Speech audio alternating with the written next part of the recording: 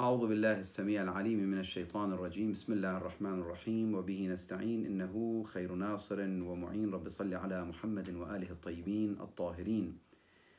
Notre 12e échange au niveau d'éthique, de l'introduction de l'éthique, on parlera un petit peu de la question de ordonner le bien et interdire le blâmable. Juste avant, on va voir rapidement l'importance d'avoir une vie organisée ou l'organisation dans notre vie quotidienne de point de vue islamique et quelques adab. Vous savez, comme je vous ai dit, nous sommes vraiment dans notre échange en train d'étudier l'introduction à l'éthique parce que le monde de l'éthique, je me considère petit élève dans ce monde depuis à peu près 5 ou 6 ans, je ne sais pas, peut-être un peu plus, je me suis focalisé complètement sur l'éthique islamique et je vois tellement c'est vaste, tellement ce domaine est vaste qu'on ne peut pas dire je suis un spécialiste de l'éthique islamique et point. Tellement c'est vaste.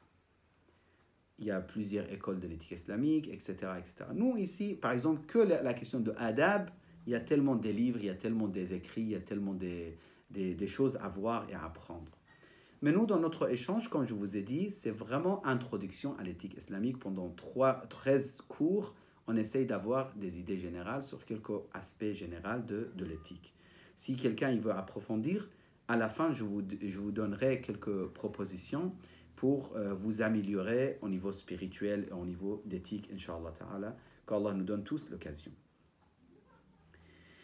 L'islam organise et donne un système pour organiser justement la vie de l'individu au niveau d'économie, au niveau de social, au niveau de culture, au niveau dans tous les aspects si vous voulez pour l'homme. Et notre religion est basée sur le nizam, sur l'organisation. À titre d'exemple, je vous donne 2 versets du Coran al-Karim qui expliquent cet aspect. Par exemple, Allah subhanahu wa ta'ala dans le Coran, il dit وَالشَّمْسُ تَجْرِي لِمُسْتَقَرٍ لَهَا ذَلِكَ تَقْدِيرُ الْعَزِيزِ الْعَلِيمِ. Donc, le soleil a son comment dire, orbite, je pense en français vous dites, c'est-à-dire il suit le chemin qui lui a été dessiné. ذَلِكَ تَقْدِيرُ الْعَزِيزِ الْعَلِيمِ. Allah subhanahu wa ta'ala a décidé de cette manière. Également, wal-qamar, la lune aussi, قدرناه منازل حتى عاد كالعرجون القديم.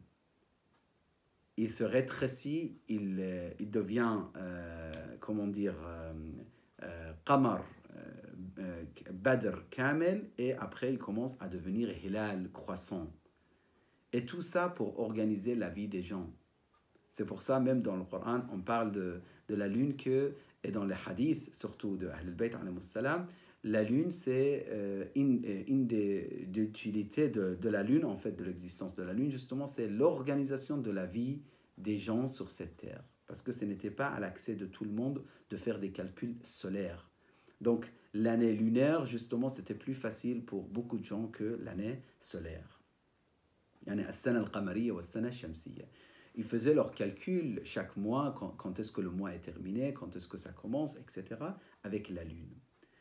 L'organisation ou le système de l'harmonie de cette existence est très très clair. Et Allah subhanahu wa ta'ala dans le Coran, il a tout confirmé. Également dans les actes quotidiens de la vie, pour les manger, pour se nourrir, pour les pactes, pour les contrats, tout ça, l'islam, il a donné des règles également. Par exemple, pour le manger, il dit Sammillah wa kul biyaminik wa kul mimma yalik. Que c'est 3 mots, mais très très riches. Sammillah, dit Bismillah, kul biyaminik, mange avec ta main droite. Déjà, ça, c'est un des signes de la pureté parce qu'on ne l'utilise pas pour les choses impures. Normalement, l'homme se purifie avec la main gauche.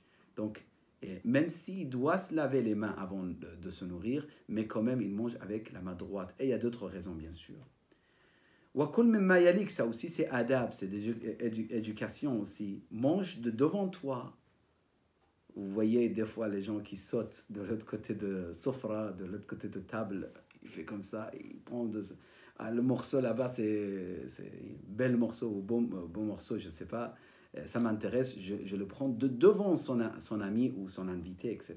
Non, kol mimma yalik, mange devant toi. Également pour les promesses, etc., et les pactes, etc., l'islam dit al-mu'minuna 'inda shurutihim. Si vous avez donné des conditions, vous avez donné des pactes, vous respectez.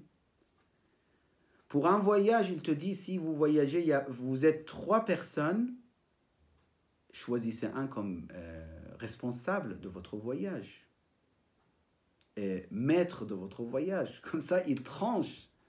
Vous restez pas, on reste ici, on se repose ici, non, on marche ici. L'Arba'in, c'est un très bon exemple. Il y a des gens dans les marches de Arba'in, ils s'énervent entre eux. Non, mais toi, tu marches très vite, moi, je suis fatigué, moi, je ne supporte pas, etc., etc. Au pèlerinage, la même chose. Donc, l'islam, tout de suite, il te dit, vous êtes 3, mettez un comme chef. Pour beaucoup de choses, pour la prière, par exemple, organiser la prière, pour la question de salutation, que la salutation, je me rappelle quelqu'un à la faculté, il y a à peu près 7-8 ans, il m'a dit, pourquoi tu ne fais pas une thèse sur les différentes sortes de salutations et les adab de salutation dans l'islam. Tellement il y a des choses à dire. Moi, ça ne m'a pas vraiment intéressé parce que j'avais d'autres choses. J'avais pensé à autre chose. Mais pour vous dire, un docteur à la faculté, il propose ça alors qu'il connaît l'islam, c'était un islamologue, parce qu'il sait que dans l'islam, adab au salam, les différents tournures ou différents tournures ou mots utilisés pour salam, c'est énorme. Donc, فَيُسَلِّمُ الصَّغِيرَ عَلَى الْكَبِيرِ وَالْقَلِيلَ عَلَى الْكَثِيرِ. Le petit salue les grands, les peu saluent les plus nombreux. Al-Rakib ala al-Mashi, celui qui est monté dans la voiture, il doit saluer les gens qui sont en train de marcher à pied. Celui qui est sur le cheval, qui doit saluer les autres qui sont sans monture, etc. Wal-Marru ala al-Jalis, celui qui marche, salue les gens qui sont assis. Si moi je suis assis quelque part, c'est qui doit saluer? C'est la personne qui arrive, la personne qui passe. Et beaucoup d'autres adab. Tout ça, ça montre que un-nizam, le fait d'être organisé dans la vie, avoir des règles dans la vie, respecter des règles dans la vie, c'est quelque chose dans le fond de notre religion. C'est pour ça l'imam Ali alayhi salam, juste avant de quitter ce bas monde, il s'adresse à ses enfants, il dit « Usikuma wa jami' wuldi wa ahli wa man balaghahu kitabi » Je vous conseille, vous, mes enfants, et celui qui reçoit mes conseils, ou balaghahu kitabi, c'est-à-dire mes propos. À quoi? Bitaqwallah wa nadhmi amrikum. La piété et le fait d'être organisé dans la vie. Wa nadhmi amrikum. Vous voulez avancer dans la spiritualité, vous devrez avoir un programme.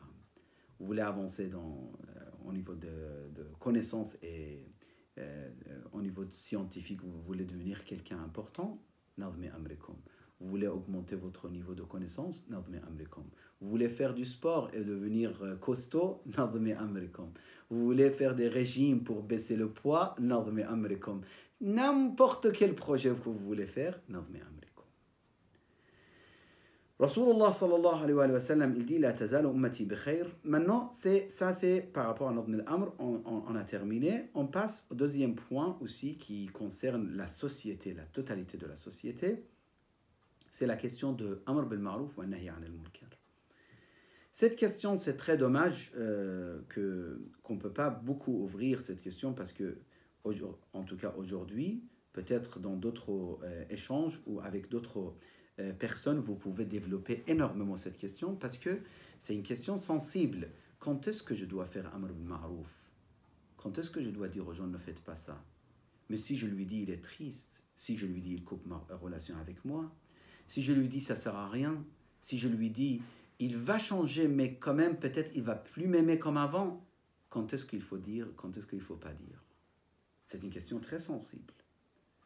Rasulullah sallallahu alayhi wa sallam, il dit لا تزال أمتي بخير ما أمروا بالمعروف ونهوا Lorsque ma communauté respecte le fait de ordonner le bien et interdire le blâmable, ils sont sur le droit chemin. S'ils abandonnent le fait d'ordonner le ma'rouf et interdire le blâmable, ils vont perdre toutes les bénédictions. Ils vont avoir des disputes et des problèmes entre eux, des désaccords entre eux. Il y a d'autres hadiths qui mentionnent justement l'importance de Amr bil Ma'ruf wa Nahy al Munkar. Mais ici, l'auteur se contente avec ce que je viens de mentionner, avec un petit hadith qui est mentionné. Donc, juste parce que c'est quand même nécessaire de le dire,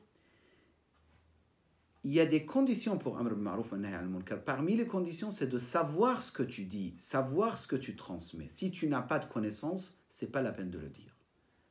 Si tu doutes que ça c'est haram, c'est pas la peine de dire peut-être c'est haram ou c'est haram.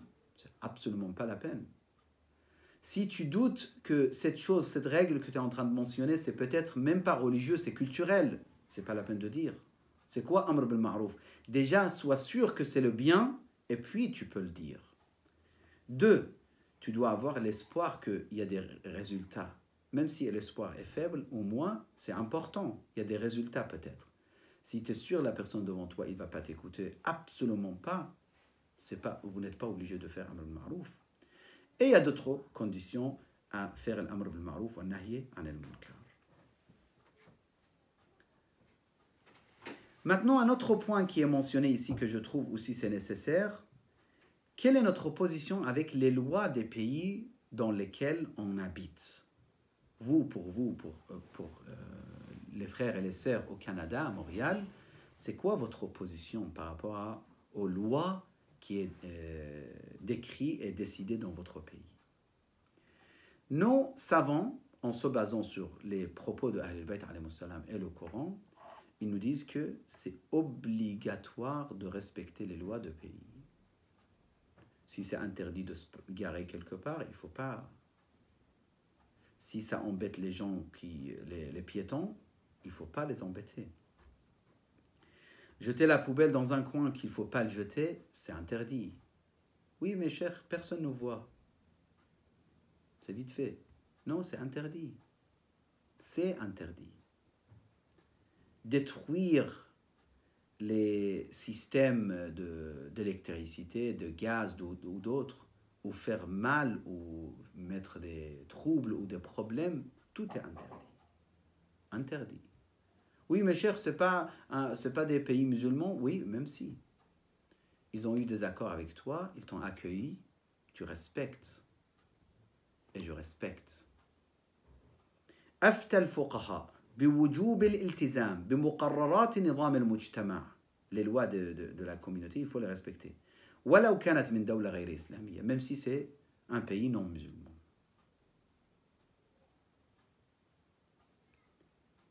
On peut donner beaucoup d'exemples, mais c'est suffisant. Attention, si dans tel pays non musulman, il nous demande, par exemple, il nous dit, par exemple, de faire telle action qui est interdite dans notre religion, là, on leur fait comprendre que nous, on ne peut pas faire cette action. Il n'y aura pas, j'espère, une obligation. Ils ne nous obligeront jamais de faire quelque chose d'interdit. Mais si dans un pays, ils nous obligent, là, on n'est pas obligé d'obéir. Par exemple, il te dit, monsieur, vous devrez dans notre pays manger du porc, par exemple. Vous dites, écoutez, moi, c'est ma liberté personnelle, ma vie personnelle, je ne mange pas de porc. Ou vous devrez boire telle boisson. Ou vous devrez vivre de telle manière. Non, ça, c'est autre chose. Respecter la société, respecter la loi, c'est une chose. Changer et effacer ma religion et rejeter tout ce que je crois, c'est autre chose. Dans l'islam, il nous a été ordonné par notre noble prophète, كلكم راع وكلكم مسؤول عن رعيته. Nous sommes des responsables, nous tous. Ne croyez pas que Cheikh Mustafa, il est responsable. Et moi, je ne suis pas responsable. Non, vous êtes responsable. Ce petit serviteur, je demande à Allah qu'il nous donne le courage d'être à la hauteur, et le savoir et la sagesse. Mais je ne suis pas que moi le responsable. Vous êtes responsable. Nous sommes tous responsables. C'est pas parce que j'ai mis le turban, ça y est, je suis responsable, vous n'êtes pas responsable. Non. Vous êtes tous des responsables.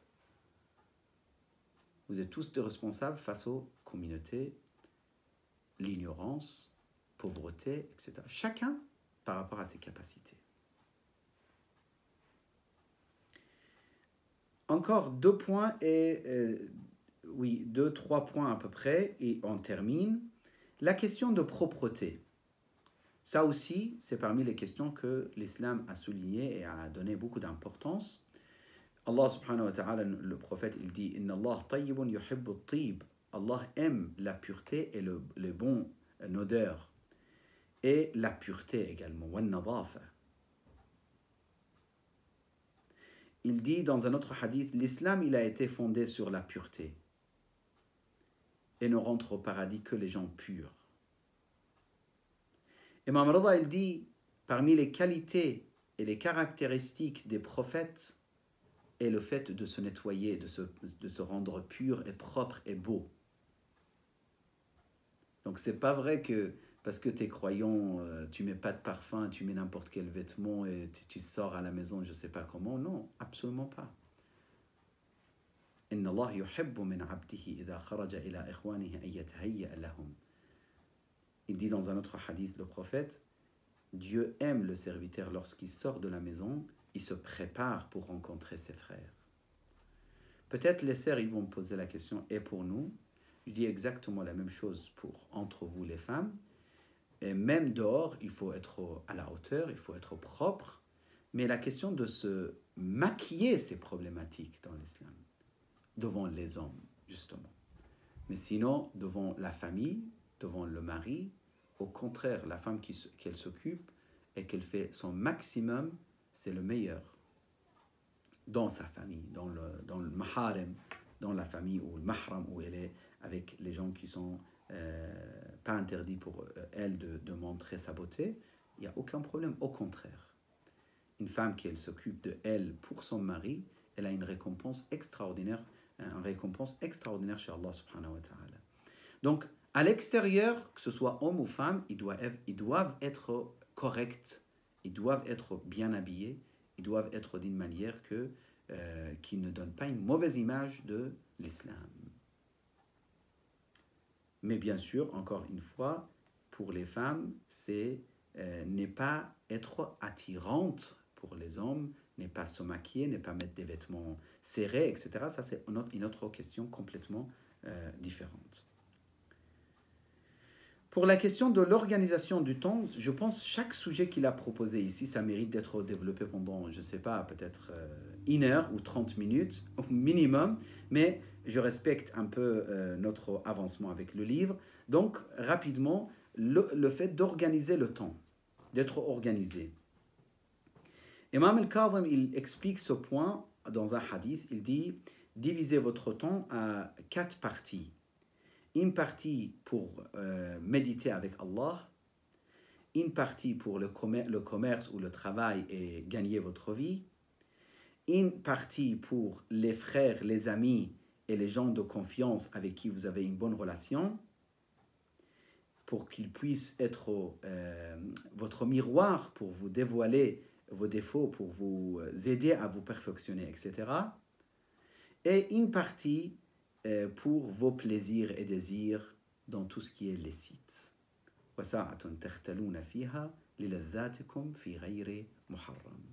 Il a divisé, donc divisez votre temps également.